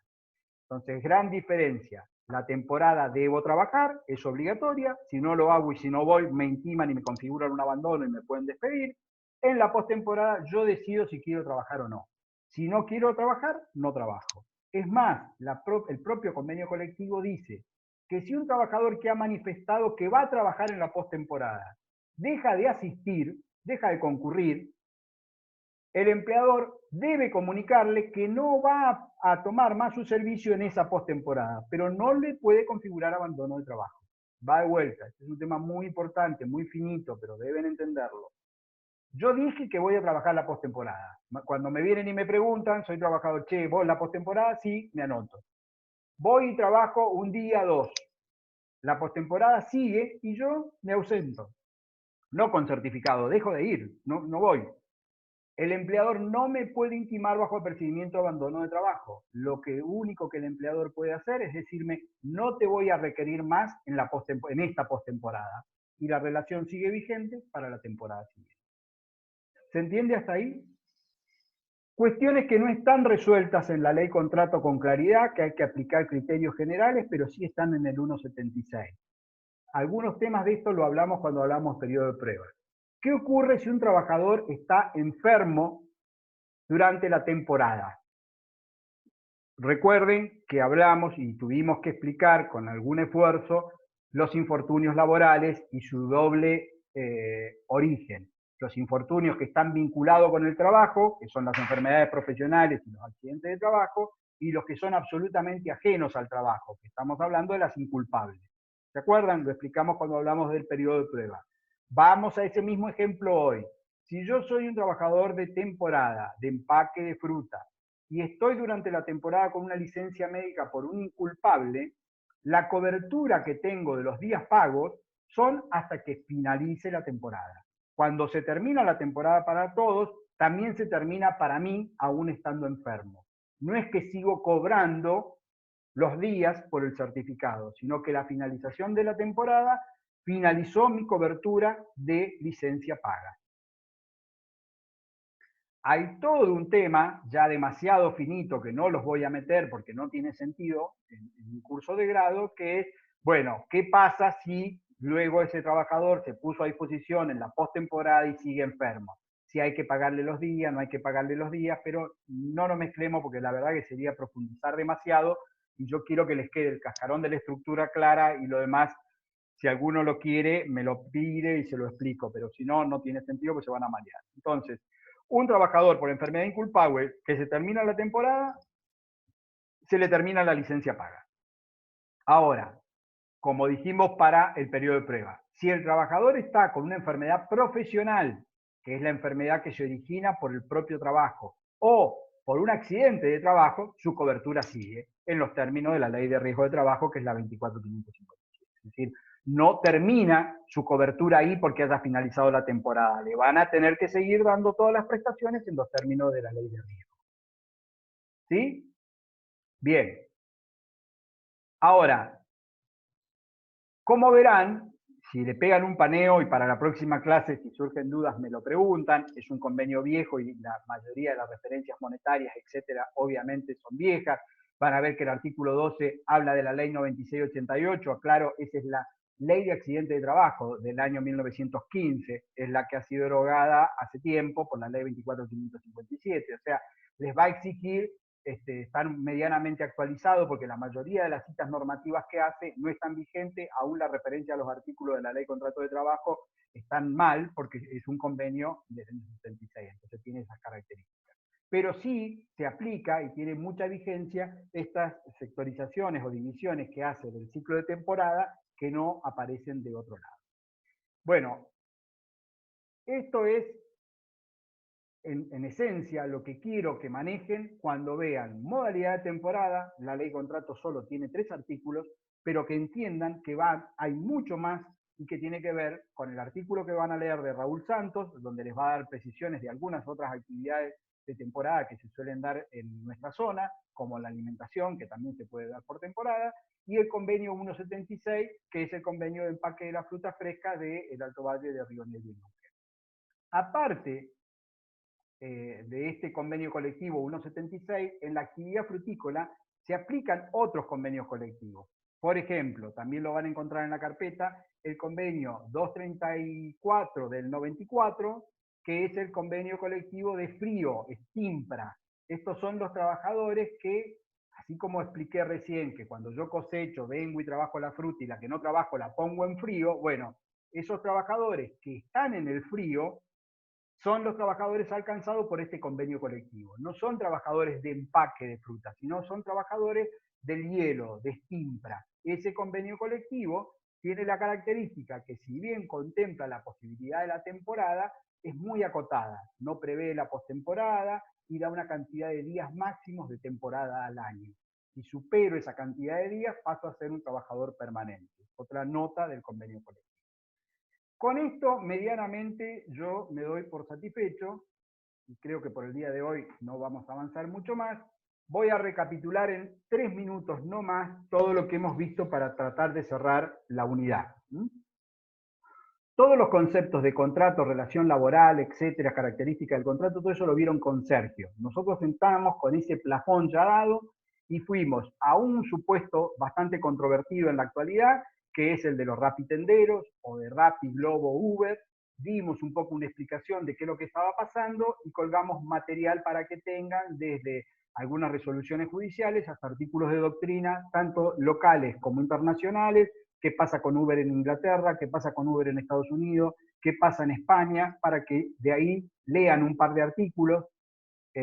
Paréntesis, insisto con que el material no es de lectura cronológica, toda la carpeta, pues primero que sé que se van a aburrir y no lo van a hacer porque no es un cuento, sino que tienen que ir puntualmente y de alguno de esos artículos sacar el material que más les cierre en lo que estamos hablando. Entonces con eso cerramos en su momento lo que eran estas situaciones especiales de relaciones controvertidas, si eran o no relaciones laborales subordinadas. Luego sí nos metimos dentro del principio de indeterminación del plazo del artículo 90, modalidades contractuales. Hicimos ese esquema de contratos por tiempo indeterminado, de prestación continua, de prestación de discontinua. Ya hemos visto en la clase de hoy esa prestación discontinua, que es la modalidad de temporada del artículo 96, 97 y 98. Entre paréntesis nos quedó el artículo 97, que vamos a aprovechar para pegarle un rápido vistazo y que no nos quede colgado. Denme un momento. Les dije que lo íbamos a dejar. Esta es la incorporación, equiparación a los contratos a plazo fijo. Es el despido sin causa del trabajador pendiente de los plazos previstos o previsibles del ciclo de la temporada en los que estuviste prestando servicio, dará lugar al pago de los resarcimientos del artículo 95. ¿Se acuerdan? Y espero que se acuerden que cuando vimos el contrato a plazo fijo, dijimos que si el contrato se extinguía antes del plazo, yo, trabajador, tenía derecho a ir por vía de la acción civil a pedir el daño y perjuicio. Bueno, en la temporada ocurre lo mismo. Si el trabajador, vigente el ciclo de la temporada, se le extingue sin causa el contrato, podrá ir por vía del 95 a reclamar el daño y perjuicio. Un tema que es importante porque es de mucho uso en la modalidad de temporada es que si ese contrato se extinguió, vamos a ponerlo por fecha, empezamos el 15 de enero con la temporada. llegamos a fines de febrero y ahí me despiden sin causa. ¿Sí? Fines de febrero me despiden. Esta temporada de este empaque termina a fines de marzo, es decir, quedan solo 30 días más y hubiese terminado la temporada. ¿Cuál es en principio mi daño y perjuicio? Los 30 días esos que faltaron. ¿Sí? Hasta ahí estamos todos de acuerdo, porque me extinguieron antes que se terminara la temporada. Ahora, como me extinguieron sin causa y no me han preavisado, me van a pagar una indemnización sustitutiva de preaviso mínima de 30 días. ¿Por qué de 30 días? Porque si hacen un esfuerzo de memoria, recordarán que como la modalidad de temporada no permite el periodo de prueba, el preaviso mínimo es de 30 días. ¿Se acuerdan? Entonces, me van a pagar una indemnización sustitutiva de preaviso de 30 días. La pregunta es, ¿puedo reclamar daño y perjuicio? La respuesta es no, porque como lo que restaba de temporada coincide con la indemnización sustitutiva de preaviso, la indemnización sustitutiva de preaviso subsume o absorbe el eventual daño y perjuicio que yo podría tener. Veo caras atónitas como que o no entendieron, o ya se quieren ir, o ahora se pusieron los auriculares, están escuchando música, no me escuchan a mí. ¿Va de vuelta? Lo vuelvo a explicar por si quedó alguna duda. El ejemplo, tengo una modalidad de temporada. Vigente la temporada, el empleador me despide sin causa. No me preavisa y me despide. ¿Tengo opción de reclamar daño y perjuicio? Sí, porque el 97 me remite al 95 y el 95 es el que dice que un contrato a plazo, si se extingue antes del plazo, puedo ir por vía de acción civil a reclamar el daño. Ahora la pregunta es, como no me preavisaron, me van a pagar 30 días de indemnización sustitutiva de preaviso. Si lo que quedaba de temporada son 30 días, no voy a poder reclamar daño porque la indemnización sustitutiva de preaviso absorbe o subsume o compensa el eventual daño sufrido. Eso es lo que surge del artículo 97 que estábamos explicando. Entonces, hemos terminado con temporada. Dentro de temporada le hemos dado importancia al convenio 176 de empaque de fruta fresca, que les pido por favor que lo lean y si quedaran dudas para la próxima clase o me las preguntan por escrito. Y también vimos plazo fijo y eventual, que son los contratos a plazo y a término, que están previstos en la ley de contrato de trabajo, que requieren la formalidad de ser por escrito, que no alcanza con que sean por escrito, sino que las circunstancias razonablemente apreciadas por el juez así lo justifiquen, y vimos igualdades y diferencias. Rápidamente, para ya con esto terminar, el contrato a plazo fijo, salvo que sea de 30 días, siempre lleva preaviso, el eventual no lleva preaviso. El contrato a plazo fijo que supere el año debe indemnización por extinción, que es de el 247, es decir, la mitad de la indemnización, el eventual nunca lleva. La consecuencia de que no preavise en el contrato a plazo fijo es que el contrato se convierte por tiempo indeterminado. Esas son las igualdades y las diferencias que vemos entre el plazo fijo y el eventual y que son importantes que tengan en cuenta. Con esto cierro, doy por terminado modalidades contractuales y para la próxima clase, yo entiendo el miércoles va a dar Sergio, el viernes voy a dar yo, vamos a comenzar con remuneraciones, es decir, vamos a comenzar con otra unidad, con tema nuevo.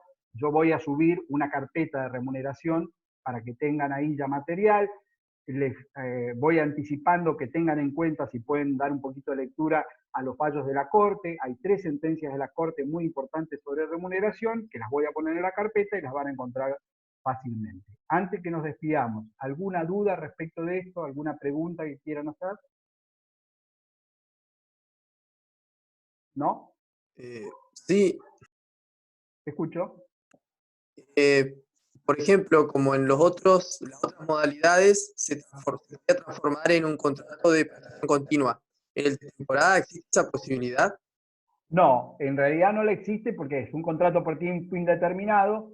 Ah, está bien. Mirá, hiciste una muy buena pregunta, porque ¿qué ocurre? Si yo tengo un ciclo, vamos a ir otra vez al empaque, tengo un ciclo de temporada que termina a fines de abril o principios de mayo, y comienzo la postemporada rápidamente, y trabajo postemporada hasta diciembre. Va de vuelta a la casuística para que se entienda, porque por ahí los que no son del palo de la fruta no saben, esto es chino. Comencé la temporada el 15 de enero, terminé con la temporada, supongamos, el 30 de abril, pero el 5 de mayo ya me llamaron para hacer postemporada. Y es un galpón que tiene mucha fruta en frío. y yo comienzo la postemporada y trabajo hasta noviembre o diciembre. Si yo saco la cuenta, en el año trabajé más de la mitad de los días hábiles laborales del año, aún con la modalidad de temporada. ¿Se entiende? Lo que pregunta Ale, creo que es, porque dice Ale, lo que pregunta Ale es, ¿puede haber en este contrato de la temporada alguna mutación? Sí, ese sería un ejemplo, y que en la jurisprudencia se está aplicando, sobre todo a los grandes galpones de empaque. Lo que era Expofruit, que ahora ya casi no queda nada, lo que podía ser Salentine, son empresas que manejan mucho volumen de fruta y mucha fruta en frío. Entonces a veces trabajan todo el año. La pregunta es, ¿dónde está la actividad cíclica ahí si yo empecé el 15 de enero y terminé el 30 de noviembre? Si eso se diera, el convenio colectivo 176 no dice nada, pero si eso se diera, si yo trabajé más de la mitad de los días hábiles laborales del año, puedo reclamar, y hay jurisprudencia que entiende que el contrato ha mutado y ha dejado de ser un contrato de temporada para ser un contrato permanente de prestación continua. ¿Se entiende esto? Era permanente de prestación discontinua, ahora es permanente de prestación continua. ¿Por qué? Porque en realidad dejó de haber un ciclo. Ya hay un manejo por parte del empleador de todo el año. Y las consecuencias son distintas, las consecuencias realmente son diferentes. Entonces es muy importante, si se da ese supuesto, que el trabajador pueda acreditarlo y así lo pueda reclamar. Bien, se ve que me olvidé algunos temas de temporada porque me vienen bien las preguntas. Marina me está preguntando, ¿qué pasa con los ciclos pasivos? ¿Cómo se computa la antigüedad? Es la pregunta en un trabajador de temporada. La antigüedad se computa por tiempo efectivo de trabajo. Es decir, solo va a computar antigüedad durante el periodo que estuvo en el ciclo activo. Cuando está en el ciclo pasivo, no computa antigüedad. Hubo un tema también importante, que normalmente lo explicamos en vacaciones, pero ya que estamos con alguna gimnasia con el tema, porque veo que se han soltado, aporto. El principio general es que las vacaciones no se pueden sustituir en dinero. ¿Por qué? Porque las vacaciones son para ser gozadas, porque tienen que ver con la salud psicofísica del trabajador y su grupo familiar. Hasta ahí todos de acuerdo con un principio que da la ley. Solo dos supuestos donde las vacaciones sí se sustituyen en dinero. Primer supuesto, las vacaciones no gozadas. Cuando se terminó la relación laboral y yo tengo vacaciones que no me tomé, me tienen que pagar esas vacaciones no gozadas. Eso es una indemnización sustitutiva de vacaciones no gozadas. Y hay un segundo supuesto específico en la ley, que es modalidad de temporada. ¿Por qué? Porque en la temporada yo no me puedo tomar las vacaciones porque es un contrasentido con el ciclo. Como los ciclos normalmente son cortos, yo no podría gozar de las vacaciones. Entonces, ¿qué se hace con las vacaciones en la modalidad de temporada?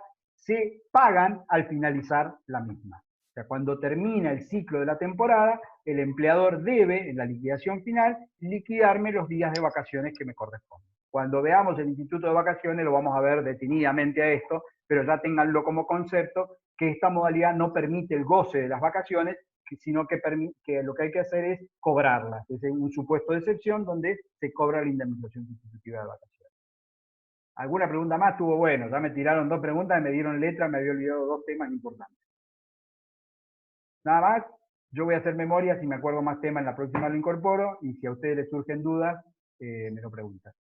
Gracias por estar ahí, escuchando, a ver si tenemos alguna pregunta más. ¿Cómo se suma la antigüedad? No, ya está, ahí estaba, y está. Un cariño a todos, nos vemos el viernes que viene.